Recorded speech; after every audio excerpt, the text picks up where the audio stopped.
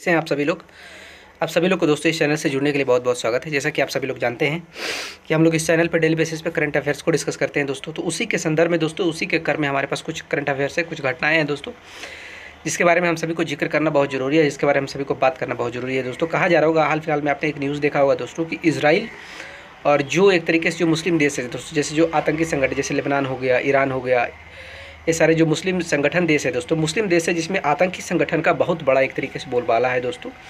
आतंकी संगठन को ये लोग एक तरीके से सपोर्ट करता है, प्रेस करता है दोस्तों, समर्थन करता है। तो उन लोगों के बीच में अभी हाल फिलहाल में आपने देखा होगा दोस्तों कि एक घमासान युद्ध हो रहा है, एक लड़ाई हो रहा है दोस्तों, जिसको देखकर आपने देखा होगा कि कई तरीके से इजराइल ने सारे मुस्लिम देशों पर दोस्तों एक तरीके से भारी पड़ते हुए दिखा है। जिसमें कहा जा रहा है कि एक ने दोस्तों की हिजबुल्ला आतंकी संगठन है दोस्तों, जिसका चीफ नसरुल्लाह की उसमें मौत हो गई, उसकी बेटी की मौत हो गई, उसके कई कमांडर लोग मारे जा चुके हैं दोस्तों। इसमें से हमास और लेबनान को बहुत नुकसान पहुंचने का काम किया है दोस्तों, ईरान को नुकसान पहुंचा है दोस्तों। तो इसके बीच हमने एक जो न्यूज़ है दोस्तों खास इसलिए है क्योंकि इसमें अब बात कही जा रही है कि दोस्तों इस देश के जो मुसलमान हैं, यानी कि भारत के जो मुसलमानों हैं दोस्तों, उसके द्वारा कहा जा रहा है कि अब मोदी जी ही दोस्तों इसमें जो मिडिल ईस्ट में जो लड़ाई हो रही है उसको रुकवाने में बड़ा अहम योगदान कर सकते हैं, ऐसा इन लोगों के द्वारा कहा जा रहा है दोस्तों। आइए हम डिटेल में क्या चीज़ें करते हैं, पढ़ते हैं, इसको समझते हैं कि किस तरीके की बातें कही गई है दोस्तों।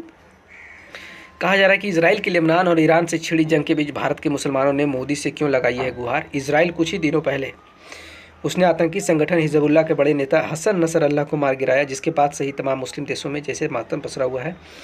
तो वहीं भारत के कुछ मुसलमानों को भी हसन नसरल्लाह के मारे जाने का दुख सता रहा है दोस्तों। ये इंपॉर्टेंट है, यही वजह है कि अब तो मुसलमान भी मोदी के जंग रुकवाने की गुहार लगाने लगे हैं दोस्तों। आप इसको देख सकते हैं। मिडिल ईस्ट में पिछले एक साल से छिड़ी जो जंग अब तक इसराइल और फिलिस्तीन के बीच ही चल रही थी दोस्तों, अब जंग अब ईरान और लेबनान जैसे देशों तक पहुँच गई। हालात ये हो गए हैं कि एक अकेले इसराइल को एक साथ 3 देशों के साथ जंग लड़नी पड़ रही, लेकिन इसके बावजूद इसराइल तीनों ही देशों को मुंहतोड़ जवाब दे रहा है दोस्तों, चुन चुन कर आतंकियों की मौत के घाट उतार रहा है दोस्तों। कुछ ही दिनों पहले उसने आतंकी संगठन हिजबुल्लाह के बड़े नेता हसन नसरल्लाह को मार गिराया दोस्तों, जिसके बाद से ही तमाम मुस्लिम देशों ने मातम पसरा हुआ है। तो वही भारत के कुछ मुसलमानों को भी हसन नसरल्लाह के मारे जाने का दुख सता रहा है दोस्तों।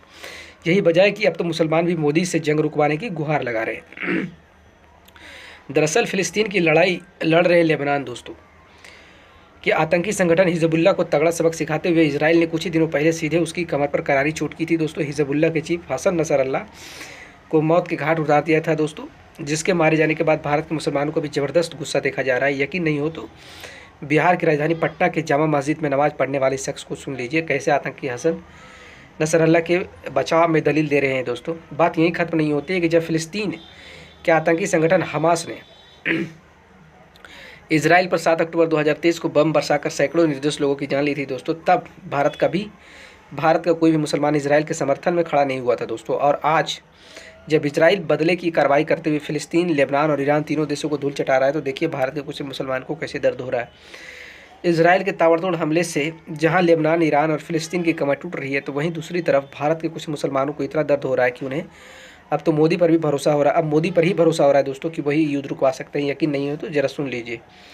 देश की विपक्षी पार्टियां भले ही पीएम मोदी को मुसलमान विरोधी बताते रही हो, लेकिन सच्चाई यही है कि मुसलमानों को भी अब धीरे धीरे मोदी पर भरोसा होने लगा है दोस्तों। यही वजह है कि उन्हें भी अब इस बात का भरोसा है कि पीएम मोदी ही मिडिल ईस्ट में चल रही जंग को रुकवा सकते हैं। वैसे आपको बता दें कि इजराइल और लेबनान ईरान के बीच चल रही जंग के कुछ ही दिनों पहले खुद पीएम मोदी ने इजराइल के पीएम में बेंजामिन नेतन्याहू ने फ़ोन कर बात की थी दोस्तों। और मोदी कहा था इस फ़ोन पे जो बातचीत हुई थी दोस्तों, उसमें पीएम मोदी द्वारा किस तरीके की बातें कही गई थी दोस्तों, उस पर भी एक नज़र डालते हैं। कहा जा रहा है हमारी दुनिया में पीएम मोदी द्वारा कहा गया था दोस्तों कि हमारी दुनिया में आतंकवाद के लिए कोई जगह नहीं है। क्षेत्रीय तनाव को रोकना और सभी बंधकों की सुरक्षित रिहाई सुनिश्चित करना महत्वपूर्ण है दोस्तों। भारत शांति और स्थिरता की जल्द बहाली के लिए कोशिशों का समर्थन करने के लिए प्रतिबद्ध है। इससे पहले अमेरिका के राष्ट्रपति जो बाइडेन ने मिडिल ईस्ट में चल रही जंग के बीच कहा था कि ये जंग रुकनी चाहिए। वैसे आपको क्या लगता है, इजराइल और लेबनान, ईरान के बीच चल रही जंग कब थमेगी दोस्तों? हमें कमेंट बॉक्स में करके बताइए। तब तक हमारे चैनल से जुड़ने के लिए दोस्तों आप सभी लोग को बहुत बहुत धन्यवाद दोस्तों।